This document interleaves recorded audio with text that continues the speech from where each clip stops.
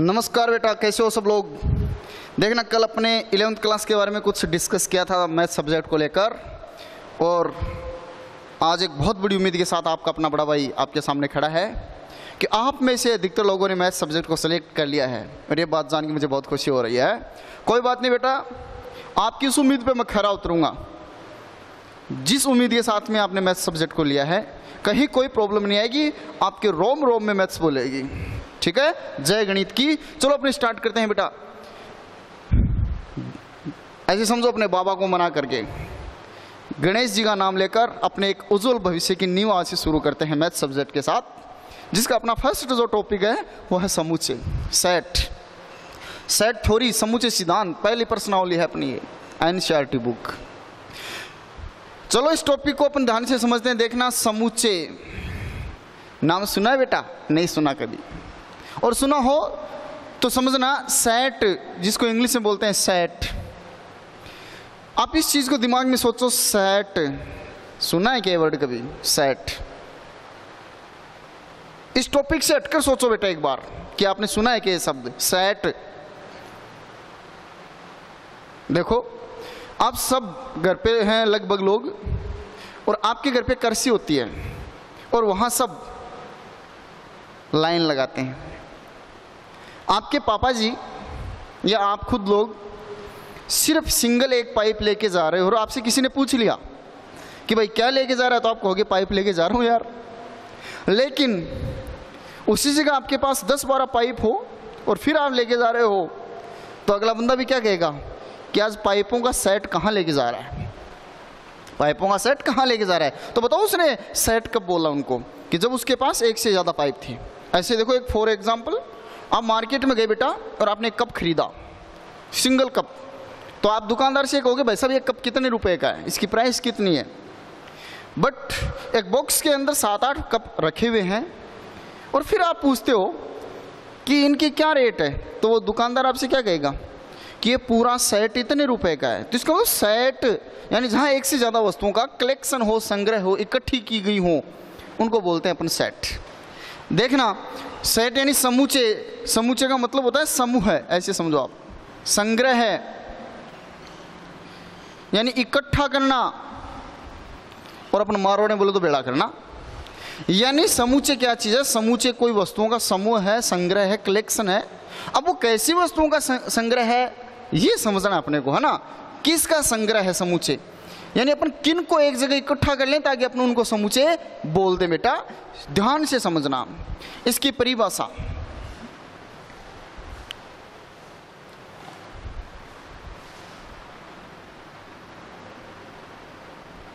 समुच्चय की परिभाषा देखना,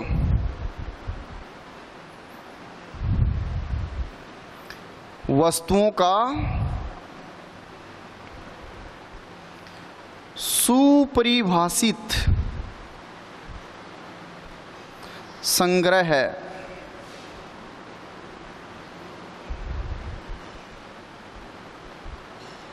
समुच्चय कहलाता है।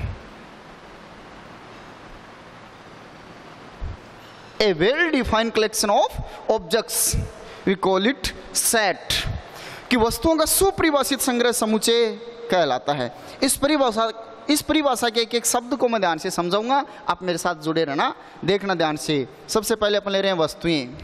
ये वस्तु क्या होती हैं बेटा, इनको देखना। चलो, अभी अपने 2 एग्जाम्पल ये थे। पहले एग्जाम्पल में अपने पाइपों की बात की थी, पाइप, तो हर एक पाइप अपनी जगह एक वस्तु थी। सेकंड एग्जाम्पल में मैंने कहा कप, तो वो भी वस्तुएं थी। मैं कहूँ कि यहाँ 5 व्यक्तियों को इकट्ठा किया गया है, तो वो 5 व्यक्ति वस्तुएं हैं। मैं ये कहूँ कि अपन 5 नंबर एक साथ ले रहे हैं, देखो ऑब्जेक्ट्स जिनको बोलते हैं वो वस्तुएं होती हैं। जैसे मैं बोलूँ 1, 2, 3, ये 3 नंबर एक जगह इकट्ठे किए गए हैं, तो यहाँ वस्तुएं क्या हो गई है। इसका मतलब कहने का ये है कि अपन जिनको भी एक जगह इकट्ठा करते हैं, जिनका समूह बनाते हैं, वो ही क्या होती हैं, वस्तुएं होती हैं। ठीक है, फिर का, ये तो इनको जोड़ने के लिए काम में लिया गया है वाक्य को। फिर सुपरिभाषित संग्रह, ये 2 वर्ड और समझने हैं, ध्यान से देखना बेटा। संग्रह का मतलब इकट्ठा करना, उनको एक जगह इकट्ठा करना, उनका समूह बनाना, ये तो हो गया संग्रह। ये सुपरिभाषित वर्ड का क्या मतलब है? तो आप इसका मतलब ये मत समझना कि उनकी कोई अच्छी तरीके से कोई परिभाषा बनाई गई है ना बेटा। ये सुपरिभाषित क्या होता है देखना ध्यान से। सुपरिभाषित का मतलब है कि वे वस्तुएं, ध्यान से देखना, वे वस्तुएं जो सबकी नजरों में समान हो। वे वस्तुएं जो सबकी नजरों में क्या हो? समान, यानी एक ही जैसी हो, ऐसी वस्तुओं को सुपरिभाषित वस्तुएं कहते हैं। कौन समझ में आई? क्यों गुरुजी कौन समझ में आई क्या बोला? देखना ध्यान से बेटा। सुपरिभाषित वस्तुओं की मैंने परिभाषा बताई है कि वे वस्तुएं जो सबकी नजरों में समान हो। एक एग्जाम्पल के माध्यम से समझाते हैं। मैंने आपको बोला कि आप 5 खतरनाक जानवरों के नाम बताओ। ध्यान से समझना मेरी इस बात को। 5 खतरनाक जानवरों के नाम बताओ। अब आप क्या लिखोगे? किसी को तो डर लगता है छिपकली से, तो नंबर 1 तो उसके लिए खतरनाक जानवर छिपकली हो गया।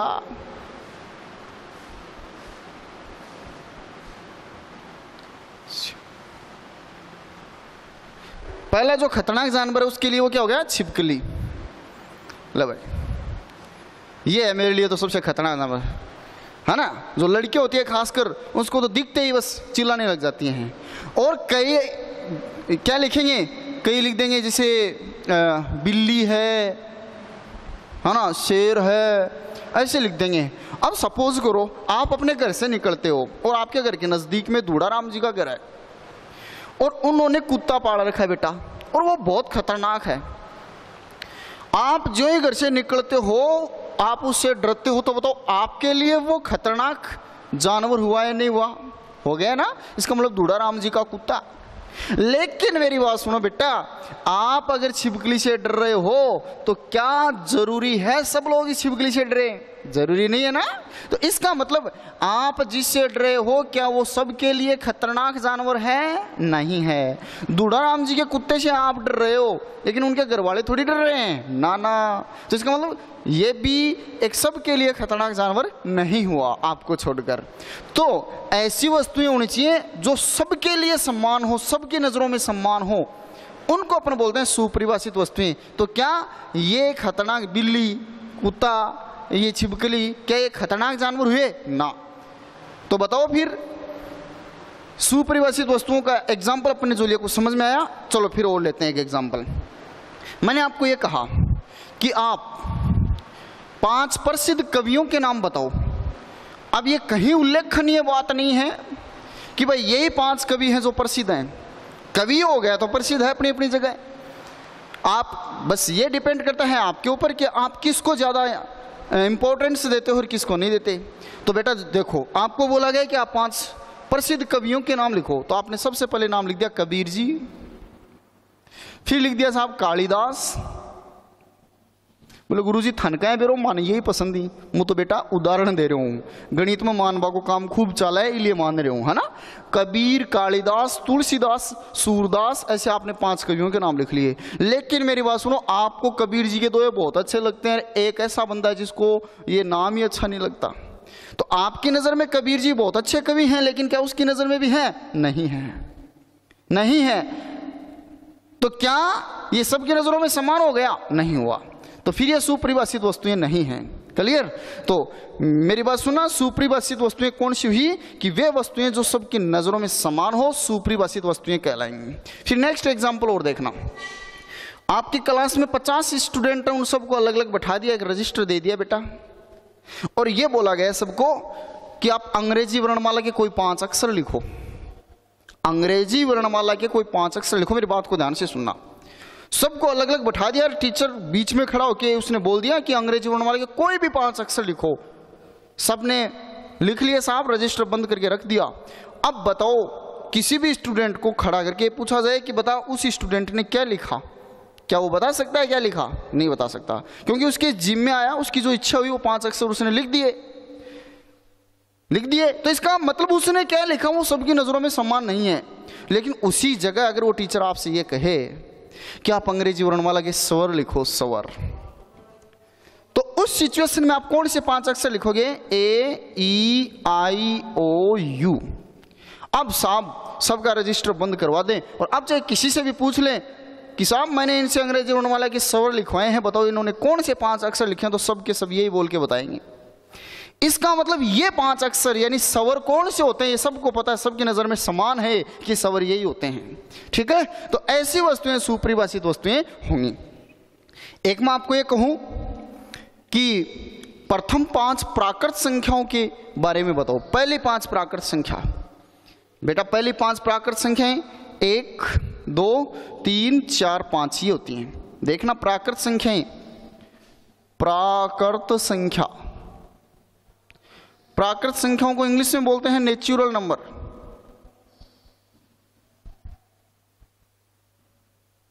नेचुरल नंबर प्राकृत संख्याएं। देखो बेटा इसका ये जो वर्ड है वो लेटर एन से स्टार्ट होता है। एन से स्टार्ट होने के कारण जो प्राकृत संख्या इनको सिंबल एन से अपन नोटेट करते हैं, दर्शाते हैं। और ये संख्या 1 से प्रारंभ होकर अनंत तक चलती हैं। ये है प्राकृत संख्याएं। वस्तुओं को गिनने की सहायता से इनको खोजा गया। अब मेरी बात सुना ध्यान से कि आपको बोला गया कि पहले 5 प्राकृत संख्याएं बताओ, तो आप 1 से 5 तक बता दोगे। और एक आपको यह कहा जाए कि आप कोई 5 प्राकृत संख्या बताओ, तब तो आपकी जो मन में आएगा वो 5 संख्या लिख दोगे। लो साहब मुझे 5 प्राकृत संख्या तो लिखनी है, 7 लिख दिया, 11 लिख दिया, 9 लिख दिया और 6 लिख दिया और 1 लिख दिया। अब आपके मन में ये आया और आपने बंद करके रख दिया, क्या हर कोई बता देगा कि आपने क्या लिखा? नहीं। और एक आप ये कहोगे मैंने पहले 5 प्राकृत संख्या लिखी, तो हर कोई बता देगा कि आपने ये संख्याएं लिखी हैं। तो वे वस्तुएं जो सबकी नजरों में समान हो सुपरिभाषित वस्तुएं कहलाती हैं। और इन सुपरिभाषित वस्तुओं का जो संग्रह है वो क्या कहलाता है? समुच्चय। अब देखना, ये तो अपने लिया है कि कैसी वस्तुओं का समुच्चय संग्रह है वो समुच्चय कहलाएगा। और अब ये लेते हैं कि समुच्चय को कैसे लिखा जाता है, कैसे प्रदर्शित किया जाता है, कैसे दर्शाया जाता है। तो बोर्ड पे देखना ध्यान से। जैसे अपने अंग्रेजी वर्णमाला के 5 स्वर ले लिए, A E I O U. A collection of well defined objects, सुपरिभाषित वस्तुओं का संग्रह है, यानी उनको इकट्ठा करना, उनका समूह बनाना। आपने अंग्रेजी वर्णमाला के स्वर ले लिए, उनको बेटा एक जगह कोमा के द्वारा पृथक पृथक करके लिख लिया। इसका मतलब एक जगह लिख लिया, इनको एक जगह कर लिया आपने, तो इसका समूह बन गया। अब अपन इसको मैथ्स की लैंग्वेज में कैसे लिखें? तो इनका जो समूह बनाने के लिए बेटा सारी वस्तुओं का इनको एक मजले कोष्टक में बंद करके रख देते हैं। एक मजले कोष्टक में आप जितने भी मान लिखते हो, इसका मतलब यह माना जाता है कि आपने इन मानों का एक समूह बनाया है। क्लियर? अब देखो इस समूचे के अंदर आपने 5 स्वर लिखे हैं, सबको अलग अलग कोमा के द्वारा पृथक करके लिखा है, तो एक समूह हो गया। और इस समूह में 5 ही क्या है? स्वर। तो सुपरिभाषित वस्तुएं हैं और सुपरिभाषित वस्तुओं का एक समूह हो गया। तो इसका मतलब ये एक समुच्चय बन गया, इसको समुच्चय कह सकते हैं। मैंने बोला अंग्रेजी वर्णमाला के प्रथम 3 अक्षरों का समूह बनाओ, तो ए ई ए बी सी, ये अंग्रेजी वर्णमाला के पहले 3 अक्षर हो गए। समूह बनाना है, मजले कोष्टक में लिख दिया।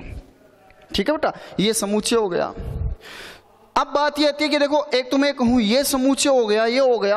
अब बोलो क्या बोलूँ? ये समुच्चय कौन सा मानोगे आप? नहीं पता। तो इसका मतलब इसके लिए समुच्चय का नाम लेना पड़ेगा अपने को। और समुच्चय का नामकरण बेटा अंग्रेजी वर्णमाला के कैपिटल अक्षर से किया जाता है, बड़े अक्षर से किया जाता है। कोई भी एक बड़ा अक्षर इसके आगे लिख दो, उसी नाम से समुच्चय को पुकारा जाएगा। अपन इसको पढ़ेंगे समुच्चय ए, इसको पढ़ेंगे समुच्चय बी, ऐसे ले सकते हैं समुच्चय सी। 1 2 3 4 बाबा तेरी जय जयकार। तो ये समुच्चय सी हो गया। ऐसे अपने समुच्चय का नामकरण लेंगे ए बी सी। क्लियर? अब सुनना समुच्चय का फुल इंट्रोडक्शन। समुच्चय में भाग लेने वाले इन सारे मानों को समुच्चय के अवयव कहते हैं या सदस्य बोलते हैं। कि भाई ये एक परिवार हो गया पूरा और इसमें ये सदस्य हैं, ये अवयव हैं। समुच्चय में भाग लेने वाले सारे मानों को समुच्चय के अवयव या सदस्य कहते हैं। इनको अलग अलग बताने के लिए कि ये अलग, ए अलग है, ई अलग है, आई अलग है, ओ, यानी प्रत्येक मान को अलग अलग दर्शाने के लिए इनके बीच में कोमा लगाकर इनको पृथक कर देते हैं। यानी कोमा के द्वारा इनको पृथक पृथक दर्शा दिया जाता है। मजले कोष्टक में इनको लिखा जाता है।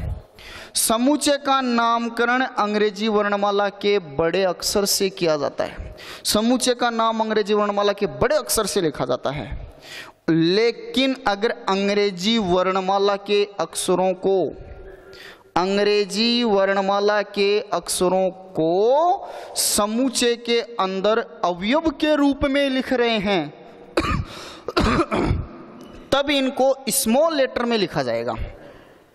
समूचे का नामकरण कैपिटल लेटर से किया जाता है, और अगर उन्हीं अंग्रेजी वर्णमाला के अक्षरों को समूचे के अंदर अवयव की जगह लिख रहे हैं तो इनको स्मॉल लेटर से लिखेंगे, छोटे अक्षर से लिखेंगे। ठीक है। समूचे को मजले कोष्टक में दर्शाया जाता है। समूचे में भाग लेने वाले इन मानों को समूचे के अवयव या सदस्य कहते हैं। समूचे का नामकरण अंग्रेजी वर्णमाला के बड़े अक्षर से किया जाता है, और समूचे में भाग लेने वाले अगर अंग्रेजी वर्णमाला के अक्षर हैं तब इनको स्मॉल लेटर से लिखेंगे। क्लियर। इन सबको कोमा के द्वारा अलग अलग करके लिखा जाता है। ठीक है। फिर मेरी बात सुनना, ऐसे देखो ये समूचे बना हुआ है। अब बेटा इस समूचे में जैसे ए लिखा हुआ है ए, तो अपन ये मानेंगे कि भाई ये ए है, ये समूचे बी का एक अवयव है, एक सदस्य है। ठीक है। तो आप इसको पढ़ रहे हो, देखो ऐसे बोलोगे ए समूचे बी का एक अवयव है, एक सदस्य है, ऐसे तो पढ़ोगे। अब इस इतनी बड़ी हिंदी की लाइन को अपन शॉर्ट एक संकेत में भी रख सकते हैं। वो क्या है देखना, बस मैथ्स की थ्योरी नहीं आनी चाहिए आपको कि ए समूचे बी का एक अवयव है, ए समूचे बी का अवयव है। अब सुनना, एक ग्रीक लेटर होता है जिसका नाम है बिलोंग्स टू, ये सिंबल होता है, और इसका हिंदी में अर्थ होता है बेटा का सदस्य है। बन गई बात। इसको बोलते हैं बिलोंग्स टू, इसका हिंदी अर्थ होता है का सदस्य है। ये एक ग्रीक भाषा से उठाया गया अक्षर है, संकेत है। और आपको बता दूं कि अपनी मैथ्स के अंदर जितने भी ये संकेत लिए गए हैं, alpha, beta, theta, phi, psi, xi, gamma, जो भी संकेत लिए गए हैं, ये सारे के सारे संकेत ग्रीक भाषा की वर्णमाला से लिए गए हैं, ग्रीक भाषा की वर्णमाला से उठाए गए हैं। ग्रीक भाषा की जो वर्णमाला है वो पूरी संकेतों से आधारित है, उसके एक एक संकेत के अर्थ होते हैं हिंदी में। तो वैसे ही उसमें से एक संकेत लिया, ये इसका अर्थ होता है का सदस्य। अब देखो ये ए समूचे बी का सदस्य है, तो मैं इसको अब ऐसे इस संकेत से लिख सकता हूं कि A belongs to B, A belongs to B, यानी ए बी में बिलोंग करता है, यानी ए बी, और इसका अर्थ क्या है का सदस्य है, तो ए बी का सदस्य है। बात समझ में आ गई। तो इसको अपन ऐसे बोलते हैं। देखो आपसे भी कोई कई बार कोई पूछ लेता है कि आप कहां से बिलोंग करते हो, तो आप कहते हो आई बिलोंग्स टू गुड्ढा। ठीक है, कि मैं वहां से बिलोंग करता हूं। तो वैसे ये है कि ए इस बी में बिलोंग कर रहा है, बी भी बी में बिलोंग कर रहा है, सी भी बी में बिलोंग कर रहा है, यानी ए बी सी बी के अवयव हैं। बेटा आपको ये कह दे कि क्या ओ बिलोंग्स टू बी है, क्या ओ जो अवयव है वो बी में है, नहीं है, वो फालतू में का गिरा घुस रहा है, और दूसरा गिरा फालतू में घुसे। बेटा लटकी पड़ा तो इसका दिल लटकी या लेवाई। इसका मतलब ये हुआ कि ये ओ है वो बी में बिलोंग नहीं कर रहा, तो इसको अपन बोलेंगे O does not belongs to B, O समूचे बी का सदस्य नहीं है। तो ये बस समूचे का थोड़ा इंट्रोडक्शन था, जनरल की समूचे क्या होता है, इसके बाद में अपन कल इसके ऊपर और डिस्कस करेंगे। Thank you.